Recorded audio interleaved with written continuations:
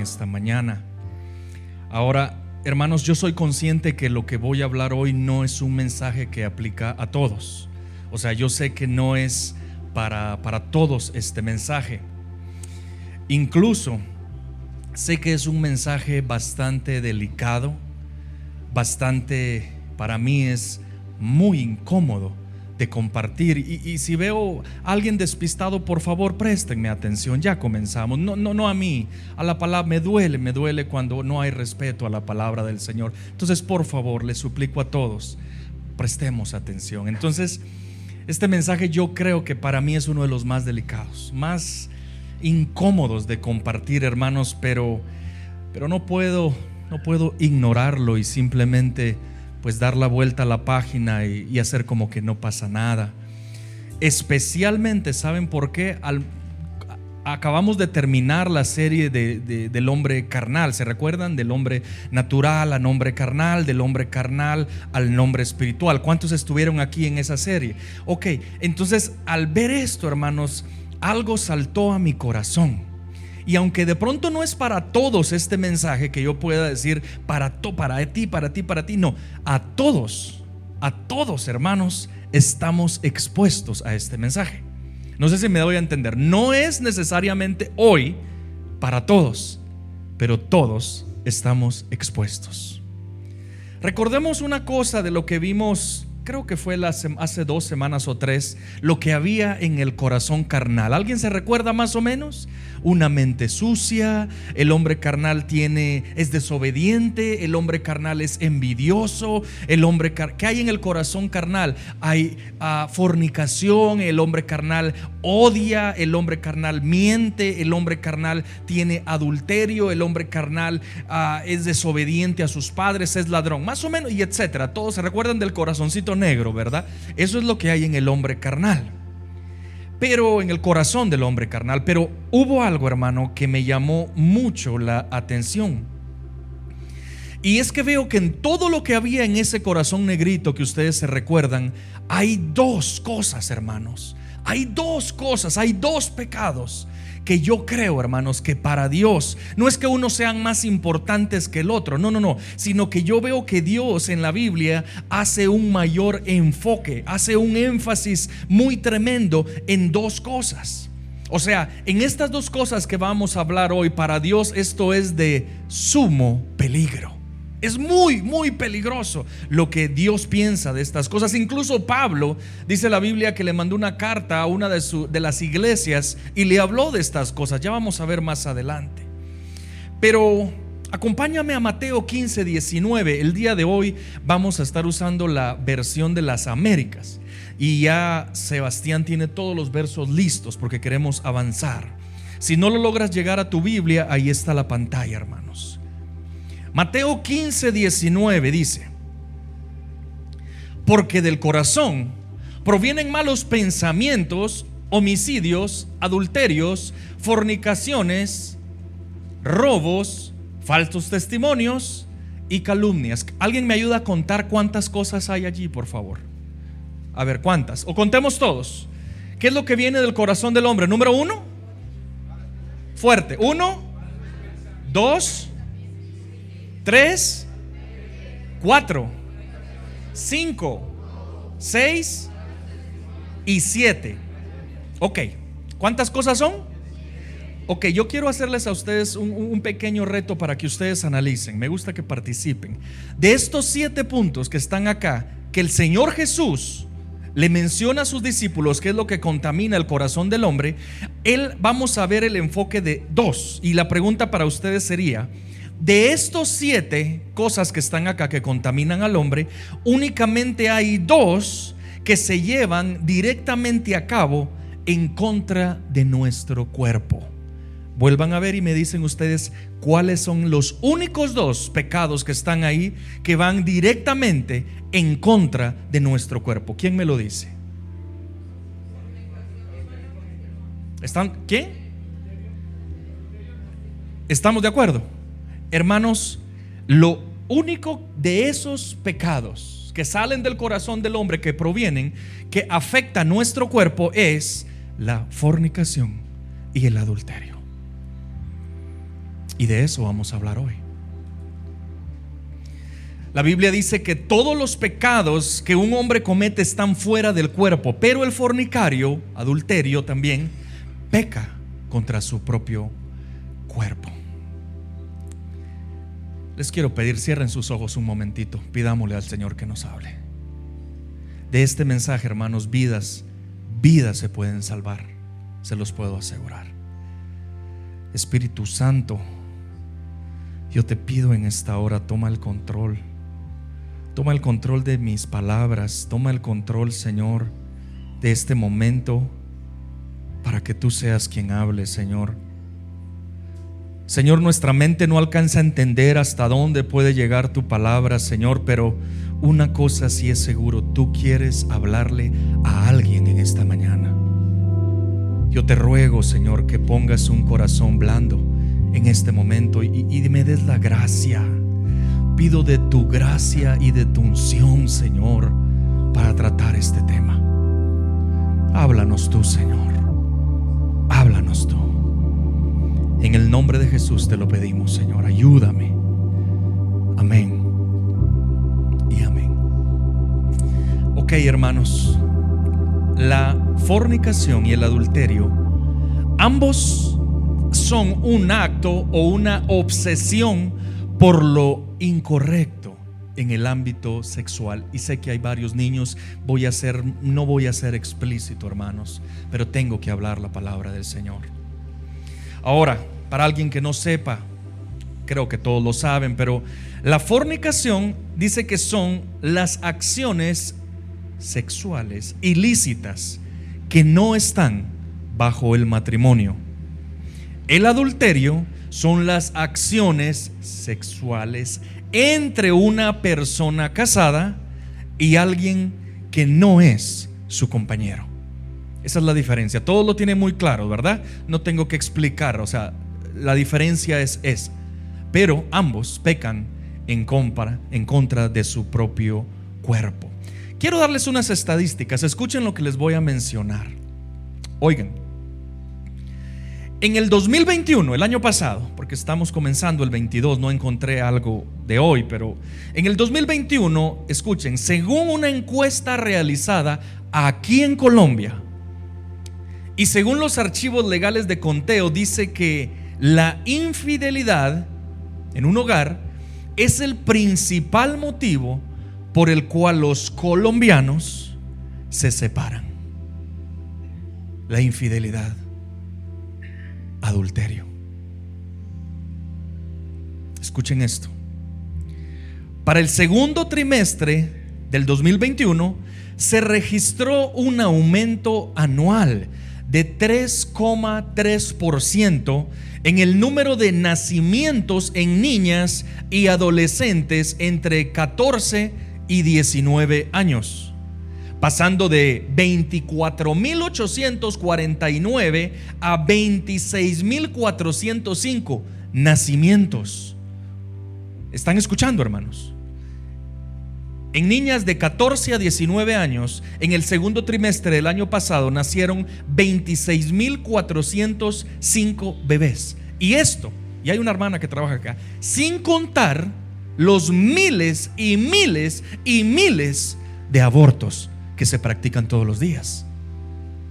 Esos son los que lograron vivir. Aparte dejamos los que asesinaron. Los nacimientos en niñas menores de 14 años incrementaron un 22,2% según DANE Colombia. Creo que ustedes saben o tendrán idea que es una empresa seria, una compañía seria. Hermanos, en el gran porcentaje de este número, de estas cosas, allí vemos fornicación. La infidelidad, la causa número 1 de los divorcios en Colombia, adulterio. Y la segunda, esos números tan elevados, en su gran mayoría, no puedo decir en todos, pero en su gran mayoría tiene que ver con fornicación. Ahora, hermanos, estos dos pecados, adulterio y fornicación, están literalmente, escúchenme, destruyendo la sociedad colombiana. Lo están destruyendo. Y no solamente la sociedad colombiana. Estos dos pecados están acabando con el cuerpo de Cristo, con la iglesia. De pronto alguien en este momento ya en su mente tiene algo como que no, ahí sí no, eso a mí nunca me va a pasar. Pero al que está pensando de esta forma, no, eso no es para mí, jamás yo pensaré en hacer algo. Jóvenes, no, nunca yo pensaría en fornicar, en pecar. No, yo no. Para esos que están pensando eso y que conocen al Señor, escuchen esto. Yo quisiera darles a ustedes algunos nombres de personas muy conocidas para aquellos que ya van caminando un poquito en el Señor de años. Y quiero darles unos nombres de personas cristianas con mucha influencia. Y al final yo les quiero preguntar, ¿qué tienen todos ellos en común? Escuchen bien. Jimmy Swaggart, Ted Haggard, Héctor Jiménez de Argentina, Carlos Rivas de El Salvador, David Diamond, creo que de Estados Unidos, Juan Carlos Alvarado de Guatemala, Israel Houghton, Estados Unidos, Carl Lenz, Nueva York, Estados Unidos. Puedo continuar. ¿Qué tienen en común estas personas, hermano? Hermanos, tienen en común que todas estas personas fueron grandes hombres de Dios. Allí hay pastores, allí hay evangelistas, allí hay ministros de alabanza usados poderosamente por el Señor. Y ahí están. Pero ¿qué más tienen en común ellos, hermano? Todos ellos cayeron en adulterio. Todos. Hermanos, en este momento les digo, yo no les pongo estos nombres con la intención de juzgar a esta gente. Dios me libre. Y espero que en la mayoría de ellos hubiese un renuevo de vida y el Señor les haya dado una oportunidad. Ese es mi anhelo. No los vengo a juzgar. Pero ¿por qué les menciono estos nombres, hermanos? ¿A alguien más o menos habían escuchado esos nombres? ¿O nadie saber quién será? Créanme, para los que no saben y no tienen idea, créanme, son gente grande, pastores, evangelistas, ministros del Señor, conocidos por muchos años, y todos ellos tienen eso en común. Entonces, ¿por qué los menciono? Hermano, mi intención es que podamos entender que si a gente de este calibre, gente de Dios, gente de oración, gente que Dios le revelaba grandes cosas, gente que hablaba de Dios y cientos de personas llegaban al arrepentimiento, les pasó esto, ¿por qué nosotros podríamos decir en esta mañana en nuestro corazón, esto jamás me pasará? ¿Tendremos el derecho para decir nunca me pasará si a ellos les pasó? Entonces no es mi intención juzgarlos a ellos, es tomarlos como una referencia para que nos quitemos eso de la mente. Nunca me va a pasar. ¿Saben? Para no ir tan lejos, en toda mi vida, hermanos, yo únicamente he tenido 4 pastores. Gracias al Señor, desde que mi mamá me tuvo, y desde ahí el Señor me guardó de muchas cosas. No les digo que era un angelito, no, para nada, otro día les cuento. Pero 4 pastores tuve en todo ese tiempo, hermanos, hasta acá. Y ¿saben una cosa? De esos 4 pastores, 2 de ellos también tocaron esta puerta. Para 2 de ellos, hermanos, también abrieron su corazón a la inmoralidad sexual y cayeron en estas cosas. El primero fue mi pastor de niño, lo recuerdo claramente. Ya era un hombre grande, era canoso, era bajito, era un hombre de Dios. Yo le pongo, cuando yo tenía de pronto 14, me recuerdo 13 años, de pronto él tenía ya a esa altura unos 65 años. Y fácilmente de ministerio, sirviéndole al Señor en esa iglesia que yo mismo con mis hermanos construimos con bloque, con ladrillo. Ustedes se imaginan, en esos tiempos no era vía compañía que me hiciera la iglesia. Los hermanos construían y ahí estaba yo de niño. Era un hombre de Dios, con más de 30 años de ministerio y casi 40 años de casado. Y abrió su corazón a la inmoralidad y cayó en el pecado del adulterio. ¿Saben con quién? con una de las profetisas de la iglesia, jovencita. Después tuve otro pastor, mi primer pastor, que fue por muy corto tiempo en Estados Unidos, muy corto. Hermanos, él era un hombre grande. Mi esposa lo conoció hace más de 20 años. Estuvimos con él, con mi esposa en ese tiempo. Creo que fue menos de un año tal vez. Pero qué hombre de Dios, hermano. Yo no sé si ustedes se han topado con esa gente que no tienen que hablar mucho, pero su aspecto, hay algo como que no sé qué pasa, como que Dios literalmente se le sale a ellos por los ojos. No era alguien de que yo le hablo y no, era alguien que su sonrisa tenía algo, hermano. Se le miraba, de su corazón emanaba presencia de Dios sin decir nada. Recuerdo esos servicios. Él no cantaba muy bien, tenía una voz bastante mala, pero hermanos, ese hombre, hermanos, eso gritaba y adoraba a Dios. Y él se sentaba ahí y después terminaba por allá y buscaba por qué él se metía y adoraba. Y hermano, yo miraba eso, yo decía, qué belleza. Yo no les puedo decir que era falso. Hermanos, yo vivía a la par de él. O sea, cuando yo llegué a Estados Unidos había un apartamento pegadito, allá todo es súper pegado. Entonces yo vivía a la izquierda de él, y para mí era lo más normal a las 4 o 5 de la mañana despertarme y escuchar a lo lejos al hermano en su apartamento por allá adorando, gritando, bendito mi Señor. Tenía una voz grande y adoraba al Señor a esas horas. Era un hombre de Dios. Pero también, hermanos, abrió su corazón a la inmoralidad, abandonó a su esposa, dejó el ministerio completamente y se fue con otra persona. ¿Alguien puede decir que no nos puede pasar a nosotros? Todos estamos expuestos a eso, comenzando conmigo. Hermanos, dice que había una iglesia en la Biblia. Esa iglesia estaba ubicada en Tesalónica. Hermanos, esta iglesia recibió una carta de un apóstol llamado Pablo. Esa carta la recibió él. Recibió la iglesia de Tesalónica una carta como una respuesta después que Pablo había recibido noticias de esa pequeña iglesia. Hermanos, qué hermosas las noticias que recibió Pablo de esta iglesia. ¿Saben? En los 5 capítulos de esa carta de Pablo que fue enviada a la iglesia de Tesalonicenses, primera de Tesalonicenses, hermanos, saben que ahí hay frases y Pablo, inspirado por el Señor, ¿saben qué es lo que dice? Son una iglesia ejemplo. No se han apartado, él tenía carga, pero les dice, no se han apartado de la doctrina de Cristo que él mismo les enseñó. Dice que ellos, esa iglesia, hermanos, dice que abundaban en amor fraternal. Esa era esa iglesia. Se amaban mutuamente unos con otros. Dice Pablo que también les dice, su forma de andar es de agrado ante Dios.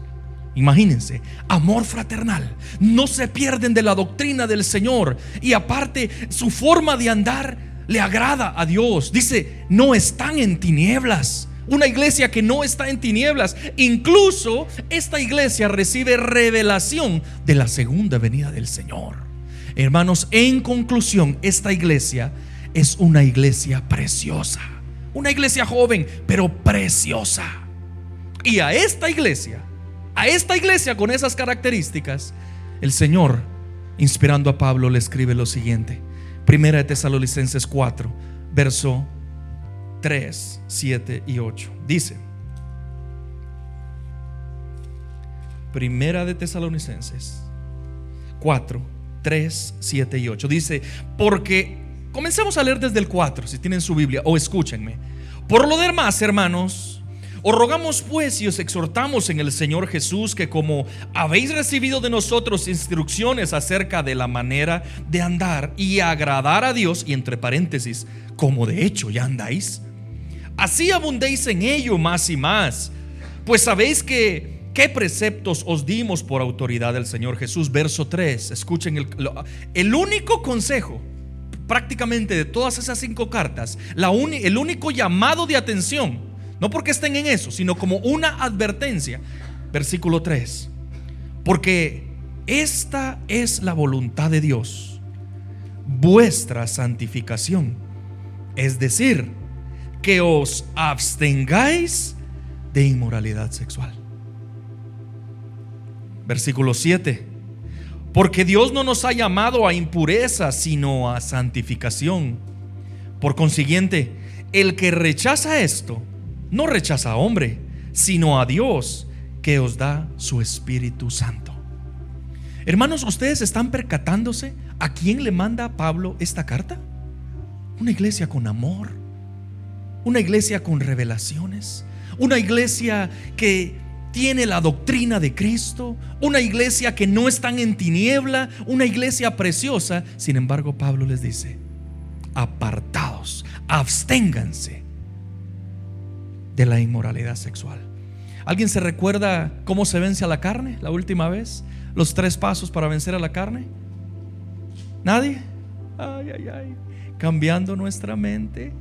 La segunda era abstenernos y la tercera, la cruz de Cristo. Pero abstenerse es lo que les está diciendo nuevamente acá. ¿Qué era abstenerse, hermano? Alejarse, apartarse. Eso es lo que Pablo les está diciendo a ellos en base a este problema. Aléjense, apártense. ¿Y por qué será que Dios les está diciendo a una iglesia tan preciosa: aléjense de él? ¿Será que ellos estaban en esas cosas?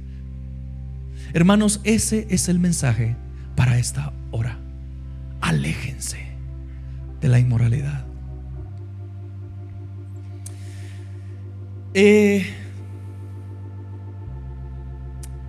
Yo estoy seguro de lo que les voy a decir, hermanos. No logro entender y a veces uno cierra su mente y no logra entender hasta dónde puede llegar una palabra de estas, pero quiero decírtelo con todo el corazón.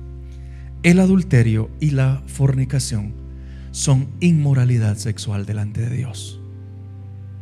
Y en esta mañana, hermanos, te puedo asegurar que Dios a más de alguna persona le está hablando estas palabras y le dice: arrepiéntete, aléjate y apártate, porque de no ser así, la ira del Señor va a venir sobre ti. Y no solo eso, van a haber graves consecuencias. No sé para quién es ese mensaje, hermanos. ¿Saben?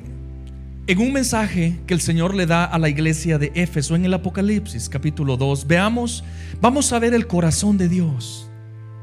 Hermanos, Dios es precioso. Dios siempre nos llama al arrepentimiento. Él no es de aquellos que viene de una vez a golpearte. Siempre nos da la primera opción: arrepiéntete. Y en estos versos vamos a ver un poquito el corazón de Dios, pero también vamos a ver consecuencias. Acompáñenme a Apocalipsis 2:20. La vez pasada hablamos un poco del espíritu de Jezabel, y aquí el Señor le muestra algo y lo escribe. Escuchen, Apocalipsis 2:20, miren lo que dice: pero tengo esto contra ti, que toleras a esa mujer Jezabel, que se dice ser profetisa y enseña y seduce a mis siervos a que cometan actos inmorales y coman cosas sacrificadas a los ídolos. Eso es lo que el Señor tiene contra alguien.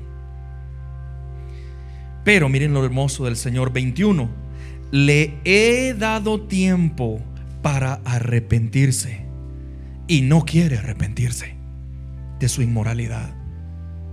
Mira, la postraré en cama. A los que cometen adulterio con ella los arrojaré en gran tribulación, si no se arrepienten de las obras de ella. 23: y a sus hijos mataré con pestilencia, y todas las iglesias sabrán que yo soy el que escudriña las mentes, los corazones, y os daré a cada uno según vuestras obras. ¿Se dan cuenta que lo primero que el Señor hace es: te estoy dando tiempo? Te estoy dando tiempo para que te arrepientas, pero no has querido. Y por eso vendrá gran tribulación. Y por eso trataré y te lastimaré donde más amas. Hermanos, Dios nos quiere librar de las consecuencias del pecado. Dios nos quiere librar de esas terribles consecuencias. Vamos a ver, hermanos, y alguien de verdad, hermanos, si alguien estuviera acá, no lo sé, que está en esto, hermanos. Hermanos, no creas de que porque hasta acá has hecho cosas y no ha pasado nada. No te engañes. No pienses que vas a terminar bien. De Dios nadie se burla. Amén, hermanos. Perdónenme por este mensaje. Esto no es ni un tema, esto es un mensaje. Vamos a ver, hermanos, algunos pequeños ejemplos de lo que Dios dejó en su palabra para que consideremos hacia dónde nos va a llevar el camino de no abstenernos ante este pecado. Todos esos ejemplos ustedes lo conocen. El primer ejemplo, hermanos, se van a recordar: Amón y Tamar. ¿Se recuerdan? Amón y Tamar. Amón era una persona, hermanos, que permitió en su corazón una obsesión desmedida por su hermanastra. Él quería estar con ella. La Biblia dice que incluso dice que llegó su rostro a estar mal y estaba mal porque él no encontraba la forma de hacer una fechoría, de estar con Tamar. Dice la Biblia que apareció un amigo. Ay, hermanos, qué amigos. Apareció este amigo y, hermanos, dice que le dijo: ¿pero qué te pasa? Y le dice: es que estoy profundamente enamorado de Tamar y no lo puedo, estoy obsesionado, necesito estar con ella. El amigo le dice: tranquilo, yo te tengo la solución para eso. Mira, tienes que ir a hablar con el rey, que es tu papá. Habla con tu papá y finge que tú estás enfermo, gravemente enfermo. Y entonces, cuando él se preocupe, le dices: ay, papá, mándame a mi hermana Tamar para que me traiga la comida, para que me cuide. Y entonces, Amón, cuando ya estés solo, saca a todo mundo y ahí tienes tu oportunidad para saciar tu deseo. Hermanos, ese consejo tristemente se llevó a cabo a la perfección. Y Amón, hermanos, dio rienda suelta a la perversidad del corazón, al adulterio, a la fornicación. Hermanos, Amón en ese momento terminó violando a su hermanastra. La honra de Tamar, hermanos, terminó por los suelos. Y dice de que Tamar, después de sufrir este acto, hermanos, terrible, fue a su casa llorando. Ella dice que se echó ceniza, rasgó sus vestidos. Fue terrible. Y fue a su casa a buscar consuelo en un hermano que se llamaba Absalón. Es decir, hermano de él, y le cuenta todo. Mira, me violaron, pasó esto, mi hermana. Y dice que a Absalón solamente le dice: tranquila, no pasa nada, no agrandes las cosas. Fue tu hermanastro, ya tranquila. Y hasta ahí llegó el dolor de Tamar. Oh, hermanos, Amón, alguien que no pudo controlar un deseo en las pasiones, lo llevó a algo grave. ¿Saben cuáles fueron las consecuencias de este acto? Dice que después de 2 años, ese hermano que se llamaba Absalón, que le dijo a la hermana: tranquila, 2 años él vivió lleno de amargura en contra de su hermano, que le había hecho eso a su hermana. 2 años pasaron y 2 años él tramando algo en su corazón: tengo que matarlo, lo odio.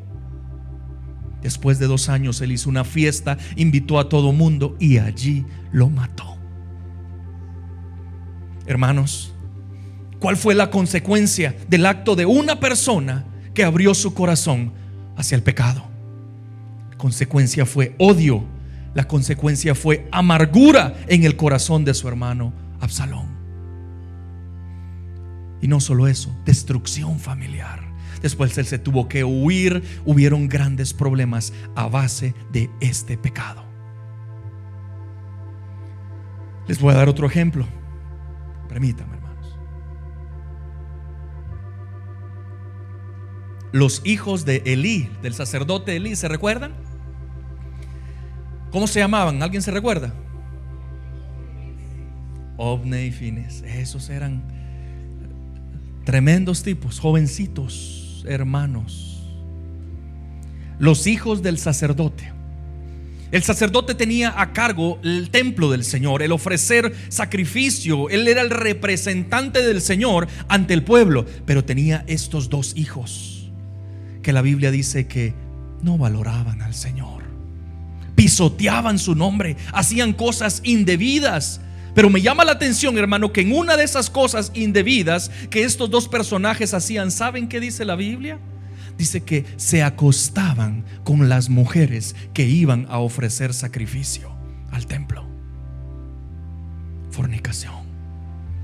Jóvenes en este problema. Ay, hermanos, pareciera como que no pasó nada hasta que viene la consecuencia. El Señor dice que le habla a Samuel y le da una palabra en contra de Elí, el papá, y en contra de esa juventud. Y la palabra para ellos fue drástica.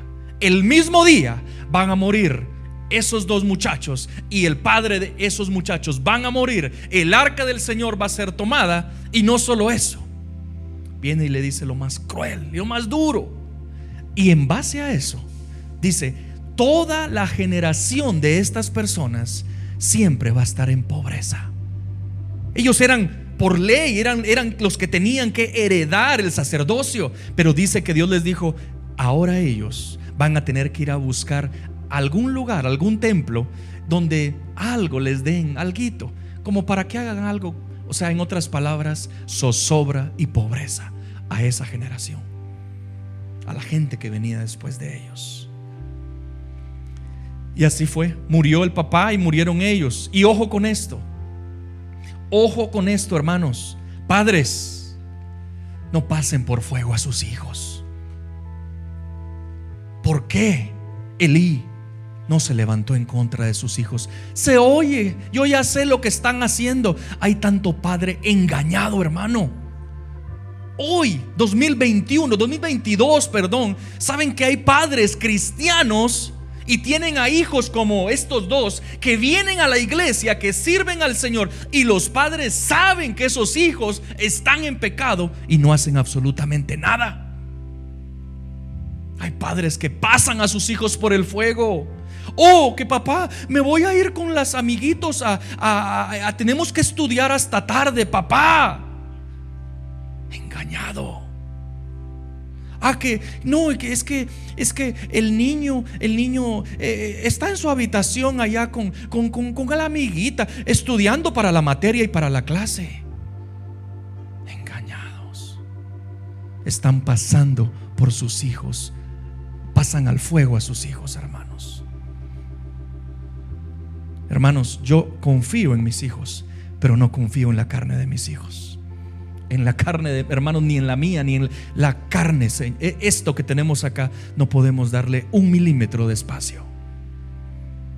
¿Entiende la diferencia? Confiar en tus hijos es una cosa, amarlos, pero no confiemos en la carne de ellos. No pases, padre, no te engañes, no pases a tus hijos por fuego. Entonces, en la consecuencia de estos muchachos, muerte de su padre, muerte de ellos y una descendencia condenada a la pobreza. ¿Alguien está escuchando esto, hermanos? Porque a veces en la familia hay pobreza y hay cosas de que la gente no se levanta y que todo le sale mal. Ustedes saben que a veces pueden estar pasando cosas que otro hizo.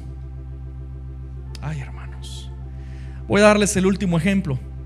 David y Betsabé. El rey David, un hombre conforme al corazón de Dios, una vez tenía que ir a pelear a las batallas, pero esta vez decidió quedarse en casa. Y subió a la terraza de su casa, hermanos, e iba caminando un hombre de Dios, un hombre con temor de Dios, así como tú, así como yo.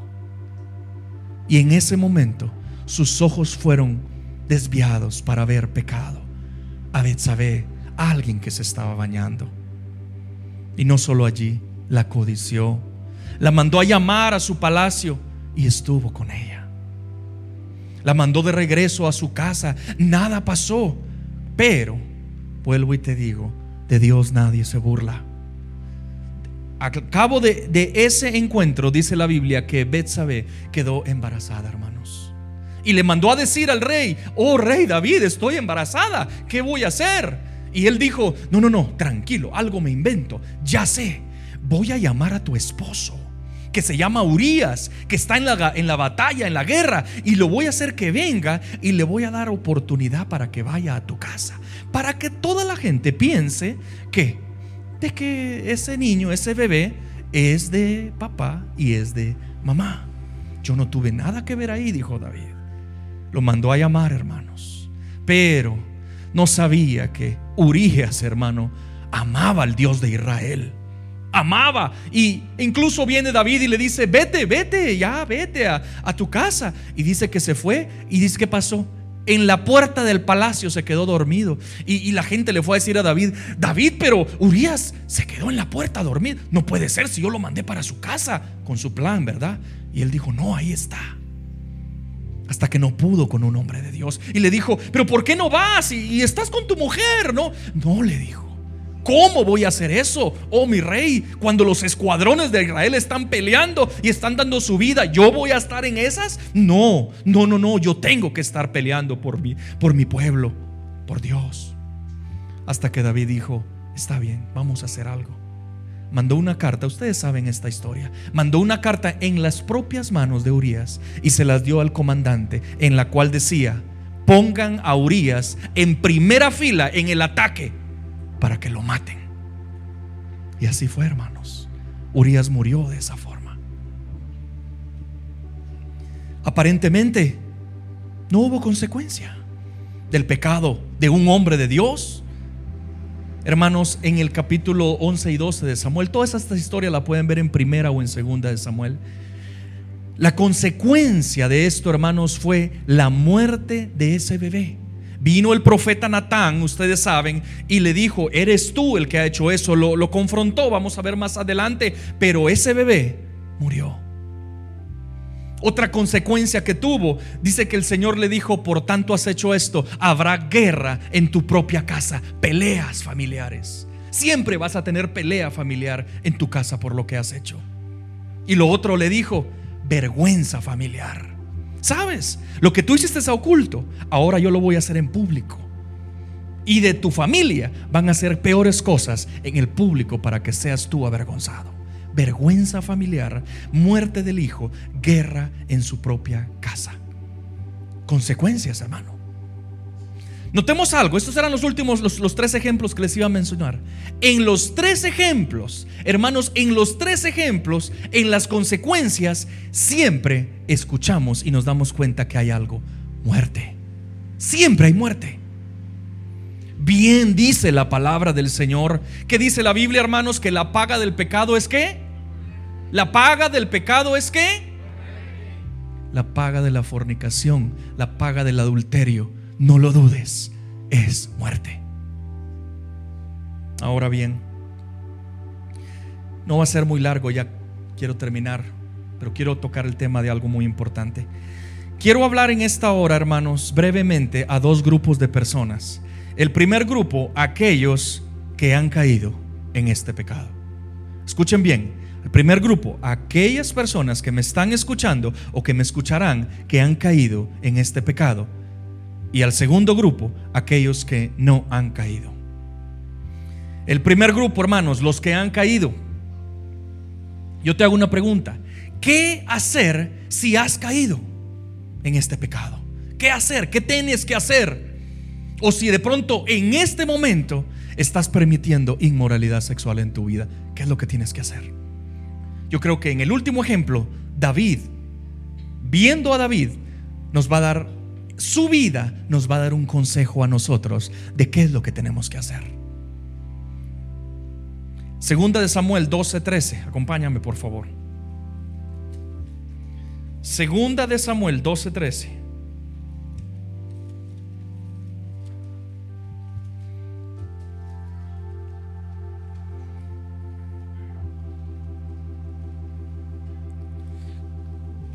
Leamos 12:12, segunda de Samuel 12:12. Después que el profeta Natán va y lo confronta, miren cuál es la actitud de David. ¿Listos? 12:12. En verdad le está hablando el profeta a David: tú lo hiciste en secreto, pero yo haré esto delante de todo Israel y a plena luz del día, del sol. 13. Entonces David dijo a Natán el profeta: he pecado contra Dios, he pecado contra el Señor. Hermanos, el primer consejo que vemos en la vida de David es reconocer tu pecado y arrepiéntete. Eso es lo primero, hermanos. Él no dijo: no, pero es que ella estaba ahí, yo la vi, no sé qué pasó. No. He pecado contra el Señor. Hermanos, amigo, no ocultes tu pecado. En ese tiempo, cuando David cayó, dice que envejecieron sus huesos. No ocultes tu pecado. Acepta tu condición. Cuando viene un Natán, cuando viene alguien, no porque Natán sea grande, pero cuando viene de pronto un pastorcito de Guatemala y se para acá y te dice: tú has pecado, ¿qué vas a responder? He pecado, Señor. O de pronto mejor volteas la cara para otro lado, o mejor miras el teléfono, o mejor te desconectas. La diferencia, hermanos, es que David reconoció su condición delante del Señor cuando él estaba hablando, como de pronto algún corazón Dios puede estar hablando en esta mañana. No te excuses, hermano, diciendo: no, pastor, jovencitos, escúchenme. No se excusen delante de Dios diciendo: no, pero yo no he llegado tan lejos. ¿Cómo se le ocurre? Permitimos ciertas cositas por ahí, pero yo no he llegado tan lejos, pastor. No, hermanos, no te engañes. Jóvenes amados, no se engañen. De Dios nadie puede burlarse. No te engañes. Para el Señor, hermano, este pecado comienza en el corazón. Ni siquiera es el hecho. Mucha gente cree de que: no, pero yo no lo llevé a cabo. Sí, pero tu corazón está lleno de ese pecado. ¿Habéis oído que se dijo el Señor: no cometerás adulterio? Pero yo os digo que todo el que mire a una mujer para codiciarla ya cometió adulterio con ella en su corazón. No nos engañemos. Y hermanas, esto también es para ustedes. No se engañen. No se engañen. Estaba buscando entre las estadísticas de quién es que porque usualmente dice la infidelidad el hombre, pero se sorprenderían, hermanos. Se sorprenderían. No podemos decir el 95% fue el hombre. No, mis hermanos. Hermanos y hermanas, hombres y mujeres caen en esto también.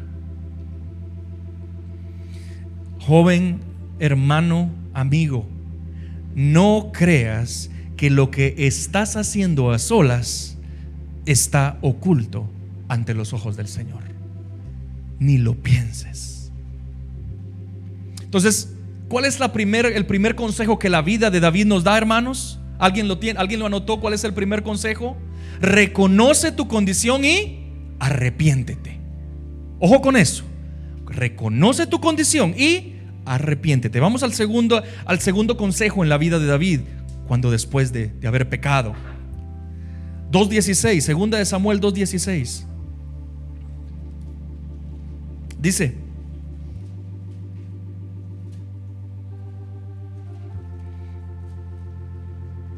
miremos el 15, 2:15. Y Natán regresó a su casa, el profeta regresó a casa, y el Señor hirió al niño que la viuda de Urías dio a David, y se puso muy enfermo.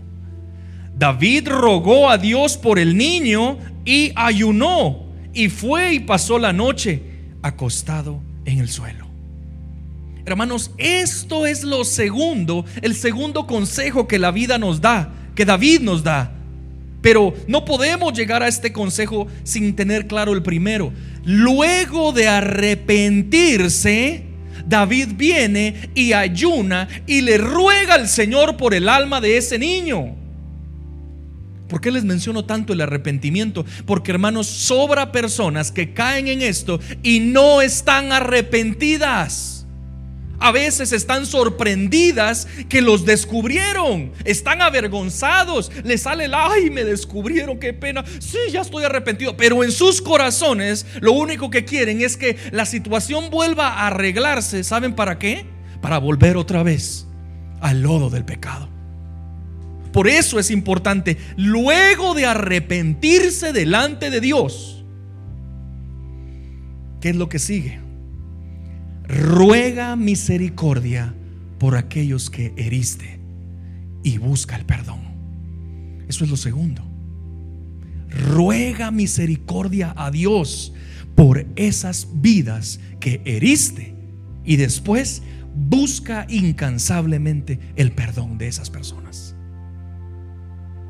Si esta situación, hermano, ha herido a otros, ruégale a Dios que sane las heridas que tú mismo causaste, hermano, que tú mismo causaste, hermana, y busca incansablemente el perdón de esa persona.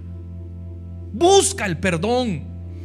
Eso sí, toma en cuenta que a veces, hermano, el perdón se demora. Esto es un proceso de tiempo.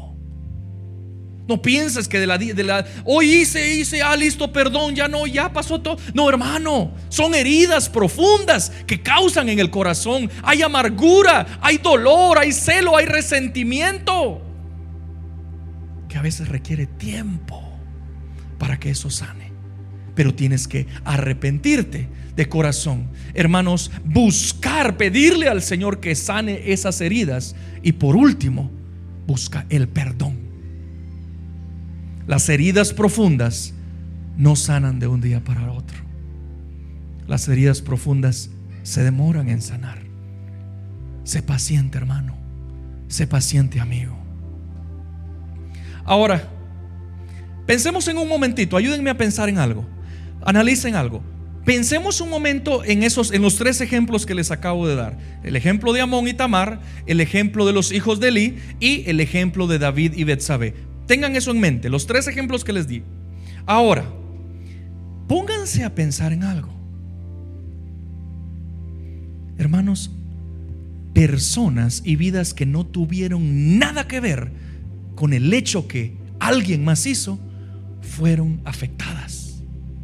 En otras palabras, llevaron consecuencia gente que no tenía nada de ver con esto. Nada, absolutamente nada. Si no, díganme ustedes, díganme, ¿qué culpa tuvo Tamar al ser violada por su hermanastro? ¿Qué culpa tuvo?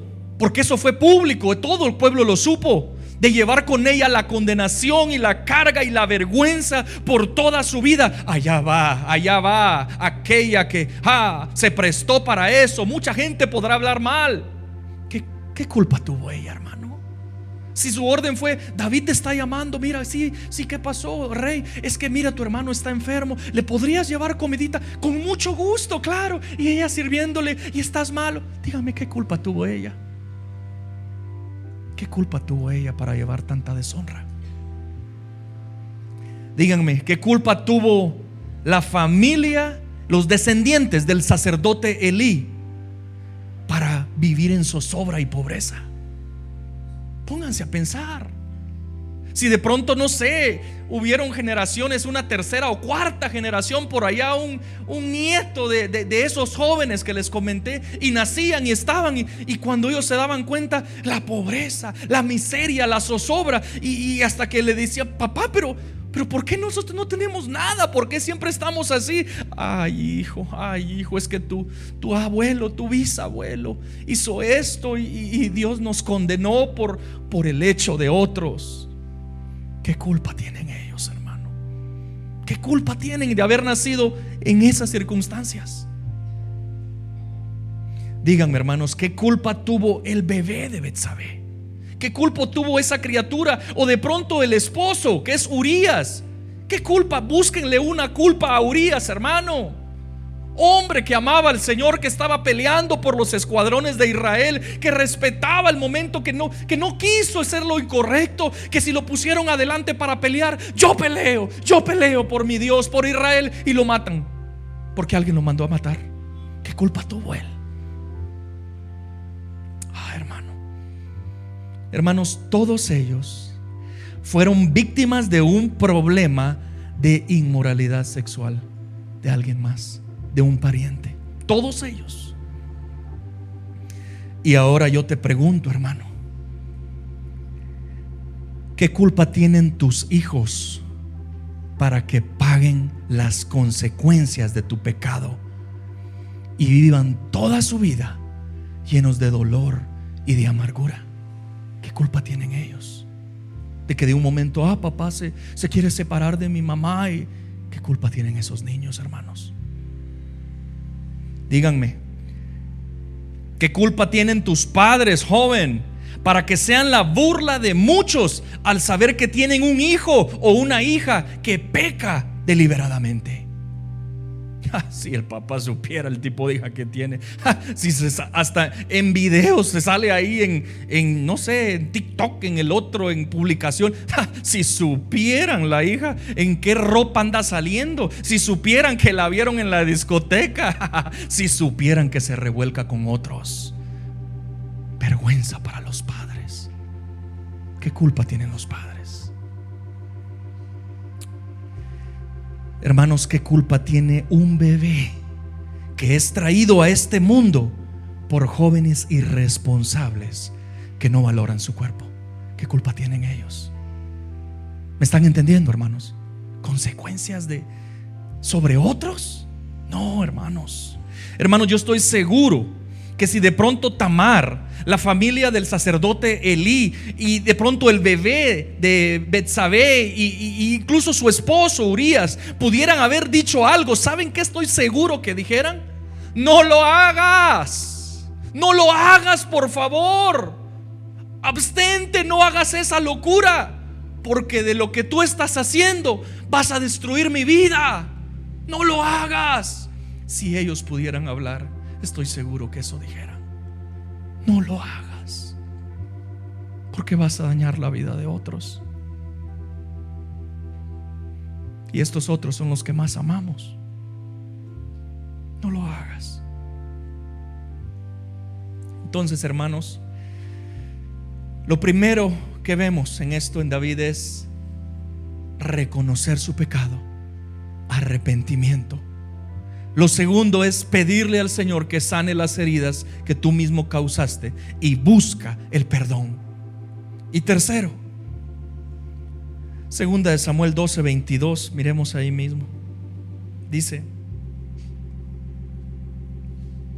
David hablando, 21 para que podamos entender, del 21 al 23. Y sus siervos le dijeron a David: ¿qué es esto que has hecho? Mientras el niño vivía, ayunabas y llorabas, pero cuando el niño murió, te levantaste y comiste pan. Y él respondió: mientras el niño aún vivía, yo ayunaba y lloraba, pues me decía: ¿quién sabe si el Señor tenga compasión de mí y el niño viva? Pero ahora que ha muerto, ¿por qué me he de ayunar? ¿Por qué haré? ¿Podré hacer que vuelva?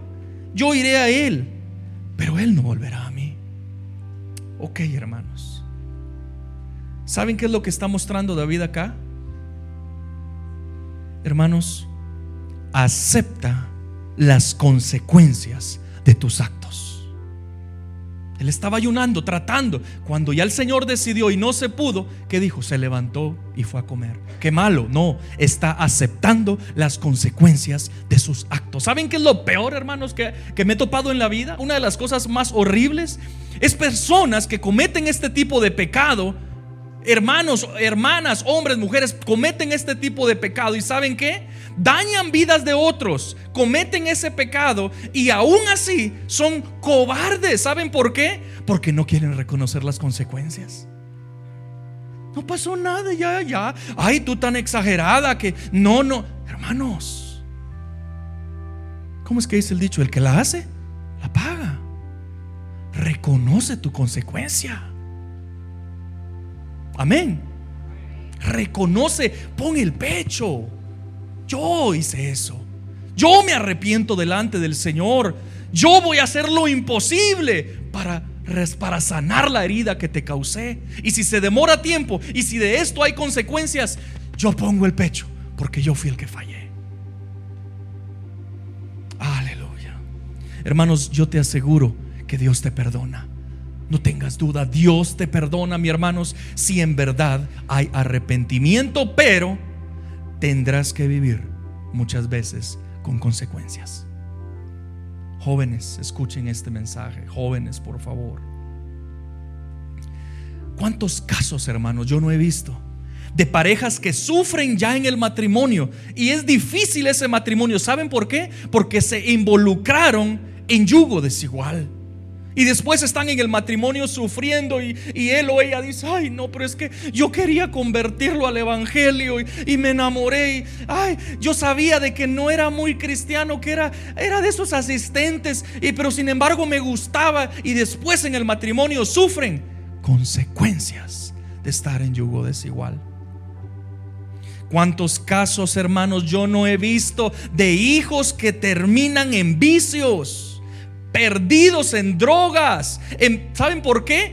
Cuando esos hijos llegan a crecer, hacen el análisis y esos hijos vivieron en un hogar destruido y separado, supuestamente de cristianos, que se terminan divorciando. Y esos hijos, no solamente todo eso que les pasa, que son consecuencias, hermanos, en sus corazones odian al Dios de sus padres, porque dicen: no, eso del cristianismo es un cuento. Mi papá, mi mamá eran así. Mi papá le hizo esto a mi mamá se vengó de esta forma, se divorciaron, terminaron mal y se olvidaron de mí. Por eso es que yo me metí a las drogas, por eso es que estoy enviciado, por eso es que mi vida se destruyó y hoy no quiero nada de Dios, lo odio.